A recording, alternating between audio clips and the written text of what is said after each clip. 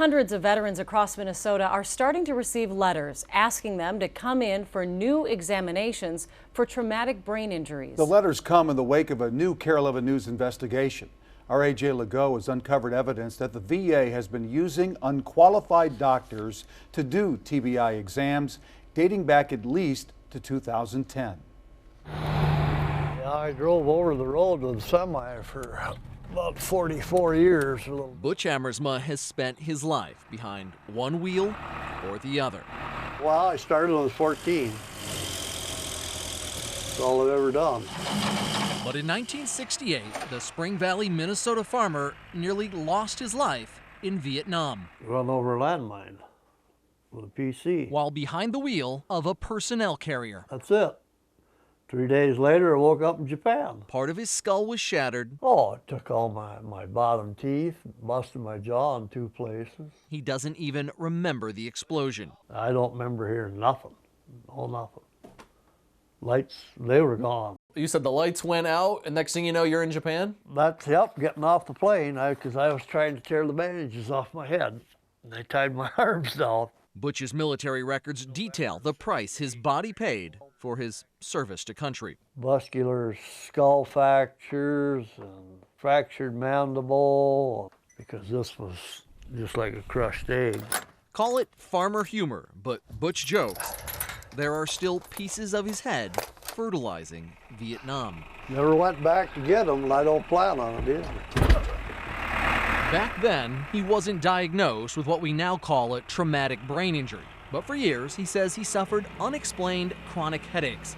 So in 2012, after losing private insurance, Butch applied for benefits and treatment at the Minneapolis VA. Through the Compensation and Pension Department, he received disability ratings of 10% for a series of service-connected injuries, including his broken jaw, ringing ears, and facial scars. This one here is a pretty good one here. Despite his record showing a severe head wound, a loss of part of his skull, he received no benefits for a traumatic brain injury, commonly referred to as a TBI. His VA examiner wrote in his records, there is no diagnosis of TBI/concussion.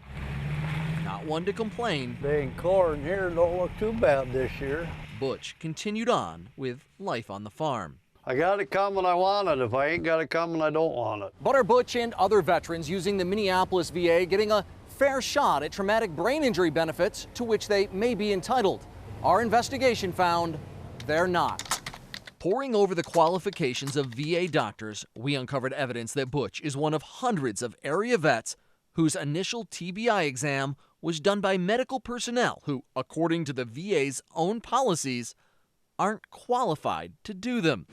In the years since Vietnam, we've learned much more about the often invisible but debilitating impact of brain injuries. So VA rules spell out that only 4 types of specialists, including neurosurgeons and neurologists, can do the initial diagnosis and evaluation of whether a vet suffers from a TBI. So what type of specialist did Butch's initial TBI exam? It was a nurse practitioner I had in the comp thing. That's right. Records show Butch's TBI exam was done by a Brenda Roche. She's a nurse, not a neurologist. You take and go to your appointments, what they tell you to do, and you take it for granted they know what they're doing. Does the VA know what it was doing? We wanted to ask the people responsible. Minneapolis VA Director Patrick Kelly and Kim Graves, the local head of Veterans Benefits.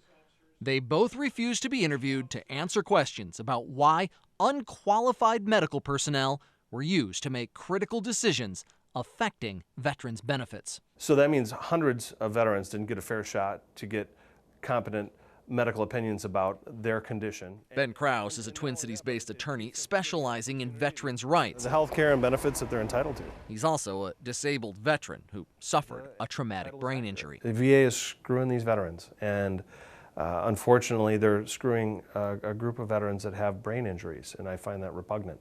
Shortly after KARE 11 began investigating, the VA notified Congressman Tim Walz of the issue and promised in this letter to schedule all affected veterans for new C&P examinations with qualified health care providers.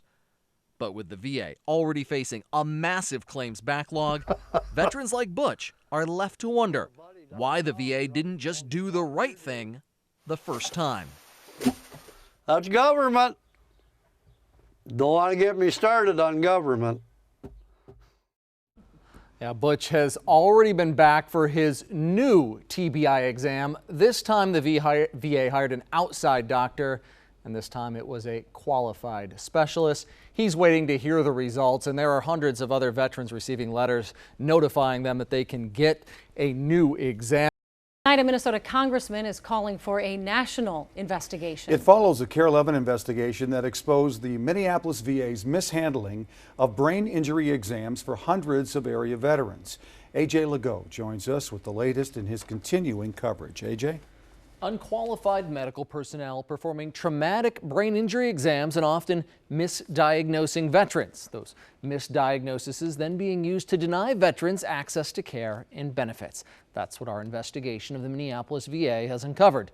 Tonight, Minnesota Congressman Tim Walz is calling for a system-wide review to ensure the same thing is not happening across the country.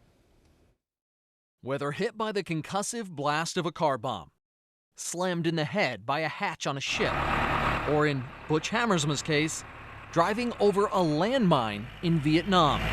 3 days later, I woke up in Japan. For veterans, traumatic brain injuries, known as TBIs, are all too common. And we know that those things can have all kinds of lasting effects down the road. Congressman Tim Walz says in light of what he's seen in Care 11's reports exposing how the Minneapolis VA used unqualified medical personnel to conduct TBI exams in their compensation and pension clinic, he's calling for a national review of whether TBI exams have been performed improperly in other VA facilities. We can't leave these things for chance. I want to know that every veteran that went in to do a CMP exam and specifically being screened for TBI saw a qualified medical professional. Representative Walz, who sits on the House Veterans Affairs Committee, just sent this letter to the VA Inspector General asking for the investigation, writing, "It's essential to ensure policies are being followed at all VA facilities." You clearly express that there is concern about the potential for this happening at other VA facilities. It's certainly possible. If it happened in Minneapolis, it's possible, and I would argue probable it happened elsewhere. Care 11 Investigates is continuing to dig into this issue of bungled TBI exams and the devastating effect this can have for veterans.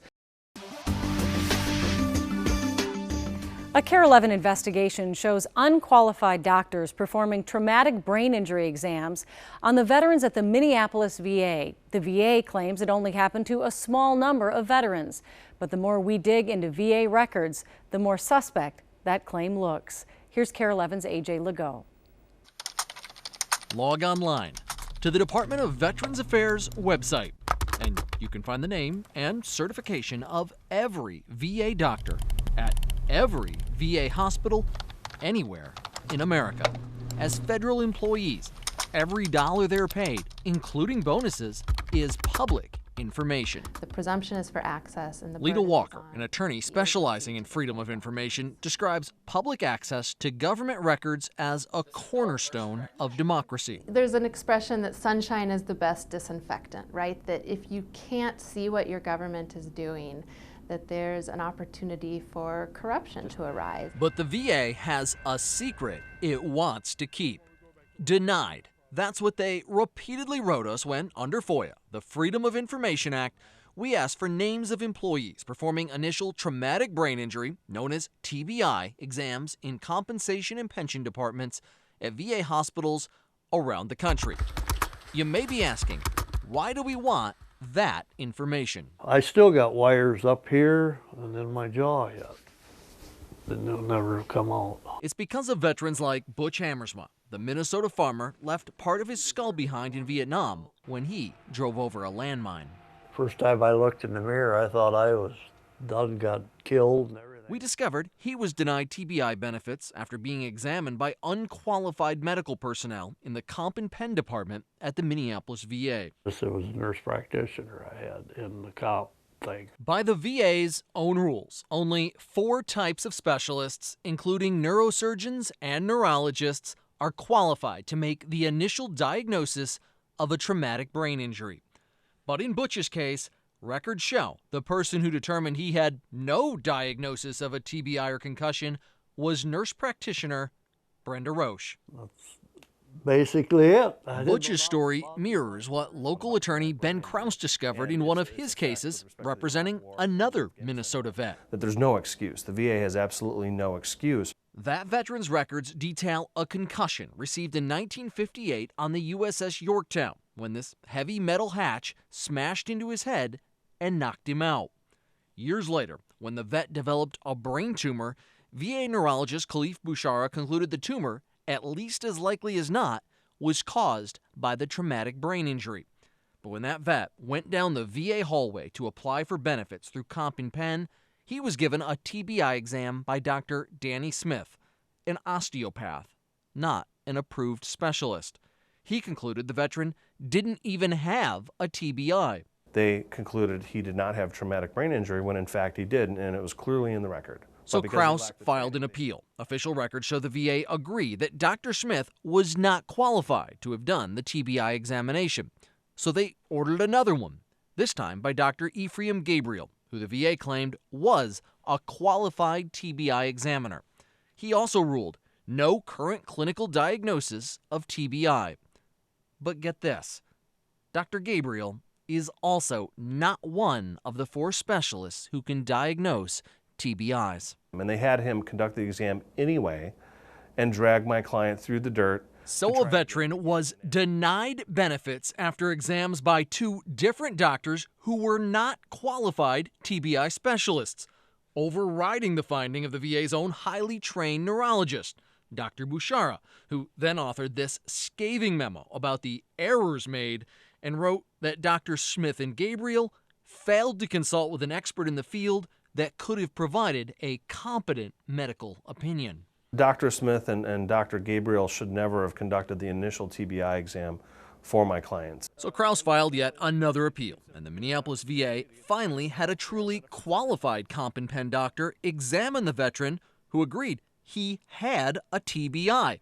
Now he gets more than $1,400 a month in VA benefits. Had he just gone away, he would have been shy $1,000 a month for the rest of his life. And that's the end incentive there, to save a little bit of money.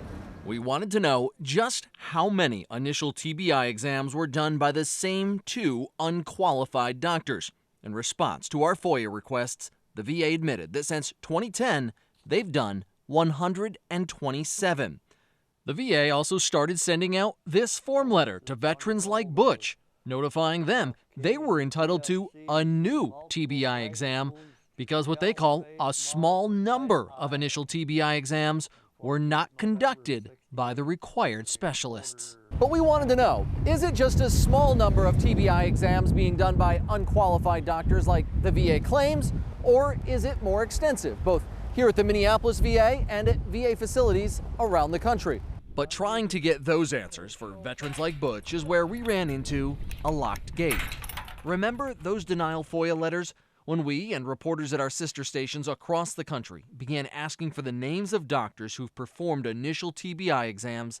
The Department of Veterans Affairs suddenly started claiming that's private information that won't contribute significantly to the public's understanding of the activities of the federal government.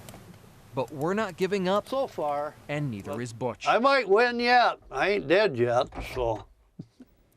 We are appealing the VA's FOIA denial. Carol Levin and our parent company, Tegna, believe releasing the names of the doctors around the country who've performed initial TBI exams will allow thousands of veterans and the public to determine and better understand just how often unqualified doctors may have been used to deny veterans benefits and access to medical care. A Care 11 investigation raises questions about a common test used by the VA. The test is used to evaluate brain injuries, but in some cases may be flawed, denying some veterans the benefits they deserve. Here's Care 11's AJ Legault. This story begins in the war zone that was Kirkuk, Iraq in 2006. See that car driving down the road? Let's apply the brakes for just a moment. What you can't see in this video is the car is about to cross paths with a patrol led by a tough young scout platoon leader named Captain Charles Gatlin. Okay, back to the car that is about to change Gatlin's life Car bomb. forever. And detonated. And when it blew over the wall, we were in the debris field.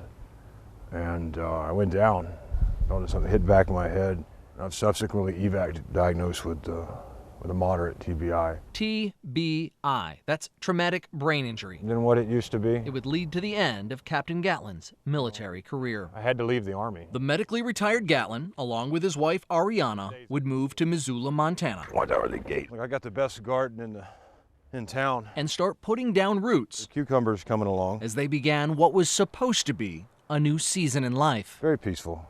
Very peaceful. But that season of peace blossomed into a 4-year battle with the Department of Veterans Affairs. They sort of said, fine, you're fine. There's nothing wrong with you. Let's back up. In the years following the explosion that gave Gatlin his brain injury, the Army did 3 full batteries of neuropsychological workups. And those things, they're terrible, but probably 8 hours apiece. They found a number of problems, including persistent frontal lobe dysfunction. The final exam in 2009 concluded that since it was already 3 years post-injury, Gatlin's deficits are likely to be stable and permanent. So the Army permanently retired him with a 70% TBI disability. And the Gatlins moved to Montana. And that's where the problem started. To qualify for VA benefits, he was told to report for a re-evaluation at the Fort Harrison, Montana VA. Records show a VA psychologist named Robert Bettine ignored the Army's more thorough test and used a brief screening tool called an R-Bands, originally designed for dementia patients. Based on that short R-Bands test, Dr. Bettine found if Mr. Gatlin had a cognitive impairment in the past, it's likely that this has resolved. I saw this man 20 minutes. 20 minutes, and then a decision was made. After that brief exam, the VA dropped his TBI disability rating dramatically from 70% to just 10. I mean, this is ridiculous. The Gatlins appealed, but they got nowhere with the VA. And they didn't want to hear it. They didn't want to hear it at all. But surrender is apparently not in the Gatlins' DNA. They came at the VA with a new strategy, filing this complaint with the State Board of Psychologists. After reviewing the case, the board, at the time headed by Dr. George Watson and Dr. Stuart Hall, agreed with the Gatlins. We felt that in this case, the person had been shortchanged. Our board thought that the process used by Dr. Bettine was deficient. So deficient that the state board sanctioned the VA psychologist, ruling he violated accepted standards of practice when he based his diagnosis on the R-Bands. The state board wrote, the R-Bands is not an appropriate tool for determining the effects of mild TBI. It was not sensitive enough to do what the VA purported that it was supposed to do. And so we reprimanded the psychologist. The doctor in his defense stated he was just following VA policy, that the R-Bands evaluation he conducted is the same one that's conducted at VA centers throughout the United States. What's more, he said during his VA career he'd performed about 9,000 of these C&P exams. That's an incredible figure, isn't it? Obviously, that's 9,000 opportunities for something to go wrong with a process that has some flaws in it. You think there's other veterans out there who may not have gotten a fair benefits rating because of the screening and the exam that was performed? The way that process is set up, I think that that's a very likely reality. When we reported that unqualified doctors were performing TBI exams here at the Minneapolis VA, it raised questions about hundreds of specific cases here. But this ruling out of Montana now raises very serious questions about one of the tests the VA is using nationwide. No one's getting a fair shake. Ben Krause is a Twin Cities-based veterans' rights attorney who represents the Gatlins and other veterans here in Minnesota and around the country, fighting with the VA over TBI disability benefits. And the VA is failing veterans across the country by not properly addressing what TBI is and how it affects people on a day-to-day basis, and they're doing that just to save a buck. Krause claims the VA is using the simple tests, like R-Bands, because they're quick and inexpensive, even though the R-Bands training manual itself indicates mild impairments cannot be detected. That process is not going to pick them up, and so they're going to be labeled as not having cognitive difficulties. When in fact they very well might. When they very well might. But the VA refused to abide by the Montana ruling, Writing to the psychology board, state rules don't apply to federal facilities. They dug in. I mean, I don't think there's any bones about it. In fact, the issue went all the way to Washington. And treatment for traumatic brain injury. The Gatlins were called to speak on behalf of other TBI veterans at a congressional hearing. And systematic lowering of the quality care and disability ratings. But in this letter to U.S. Senator John Tester of Montana, the VA's Undersecretary for Health, writes, the R-bands test is widely used and was an appropriate test for Dr. Bettine to utilize. She added, the VA will not reevaluate any of the other veterans who had similar exams done. The VA said that what Dr. Bettine did was consistent with VA protocol. What does that statement tell you? Well, it tells me that the VA protocol is not appropriate for all patients that are coming through for C&P evaluations with TBI issues. If he's right, it means that life-altering deficits from brain injuries suffered by veterans surviving explosions like this can be easily missed and TBI benefits denied. I mean, this is, yeah, it's a problem. It's a problem. Yeah, a big problem. Based on Carol Levin's investigations exposing unqualified doctors performing TBI exams here in Minneapolis, and then this Montana case where an inappropriate test was used, Congress has demanded a nationwide review of how the VA handles TBI compensation and pension exams. That review, we've just learned, is now underway. Julia. So, AJ, what ultimately happened with the case? The state board ruled in their favor. Did they change the 10% back to 70? Yeah, Julie, actually they did. The Gatlins, armed with that state licensing board's finding, again appealed the VA benefits ruling. And we've learned Captain Gatlin just had his TBI benefits fully reinstated, but it just took an unnecessary 4-year fight. A Minnesota veteran is finally getting the help he needs after KARE 11 News began investigating invisible wounds at the Minneapolis VA. This summer, we exposed how the VA had been using unqualified doctors to perform traumatic brain injury exams, leading to misdiagnoses and denied benefits. But tonight, as KARE 11's AJ Legault reports, it also delayed important medical care. Plainview, Minnesota, a town so welcoming, even the corn waves. For Anton Welke, it's home. Everybody always makes a comment about our steer. Oh, you're from Plainview? You got the steer? Maybe it's the flagline streets, but Plainview seems to be the small American town where service to country, Grandpa, Laverne, he was in World War II. Is in the blood. This one's my dad. He was in the Army. He was in Vietnam. And right here's mine. Anton served on the flight deck aboard the USS John C. Stennis. I think it's everyone's duty. They should do it. That's why I did it. But that service very nearly cost him. I'm like, we're not going to make it. This is not working. Not just his marriage to wife Christina, but almost everything. Almost made me take my own life. Go. Just what could spark a man who appears to have so much to live for, to contemplate? It's right in here somewhere. Ending it all. The answer lies buried in the pages of his military records. I've never read any of these. On a night when battle station alarms were sounded on board the Stennis. There it is. April 6, 2002. Running up ladder well, hit head on bulkhead. Bam, I was sitting on the ground and grabbed my hand and there was blood all over it. And I was just kind of like, whoa. A heavy metal hatch. There was some vomiting. Slammed down on his head. Just took me down to medical and got me stitched up and went right back to work. The blow to the head was soon forgotten, but it wasn't long.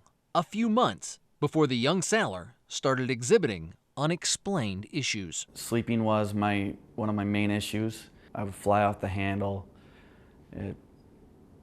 Bad anger issues. I started realizing that the guy that I married I wasn't really sure who was going to wake up every morning. After leaving the Navy, Anton and Christina returned home to Plainview and started a family. But the once happy-go-lucky Anton seemed to be battling Dr. Jekyll and Hyde, you know. An ever-growing list of internal demons. I just get mad at my wife, or I get mad, I lose feeling in my arms, and just I'm so drained, I can't stay awake. He has a sleeping disorder. He has a mood disorder. He has panic disorder. He has been diagnosed with PTSD. In 2012, believing Anton's issues might be related to his military service, his private doctors at Mayo recommended he go to the VA for help. I truly thought I was going for help. The VA sent him to their compensation and pension unit. And he's trying to tell them, I need help. Not I need money, I need help. Help me. Because of the old blow to the head detailed in his service records, Anton received a traumatic brain injury or TBI exam. Records show Dr. Wanda Blaylark did no neuropsychological testing and found no diagnosis of TBI. Anton went home with no TBI treatment and no answers. It is. It's a big thing to sit and wonder in your head. Am I nuts? The veteran found himself at his church.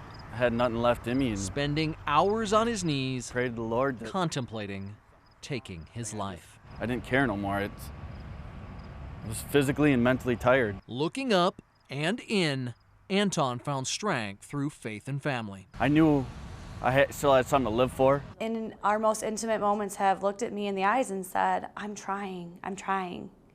Like, I don't want to lose you guys.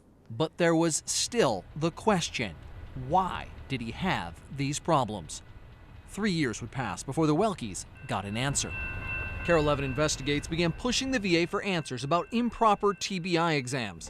That's when Anton and 300 plus other Minnesota veterans received letters in the mail notifying them their previous TBI exam was done by an unqualified doctor. VA policy mandates only 4 types of specialists, including neurosurgeons, are qualified to make an initial TBI diagnosis. Dr. Blaylark, who did Anton's exam, is board certified in occupational medicine. She's not a TBI specialist. So Anton got a new exam, this time with a qualified doctor. He actually did tests with me. I wasn't a number finally. I was actually getting care. Well, he said to you before you even left, without a doubt, you have a traumatic brain injury, and thank you for your service. That finding by a qualified TBI specialist threw open the doors that the VA previously closed. Anton's now receiving treatment and cognitive therapy in the Minneapolis VA's top-notch polytrauma center. But he's left to wonder why the VA used a doctor not qualified to diagnose his injuries and denied him the help he needed for the past 3 years. Yeah. $1 million question. Veterans from across the country are sent to the Minneapolis VA's world-class polytrauma center for treatment of brain injuries. But when the VA uses unqualified doctors in comp and pen and they misdiagnose a veteran like Anton, they never get seen and treated by some of the best experts in the field.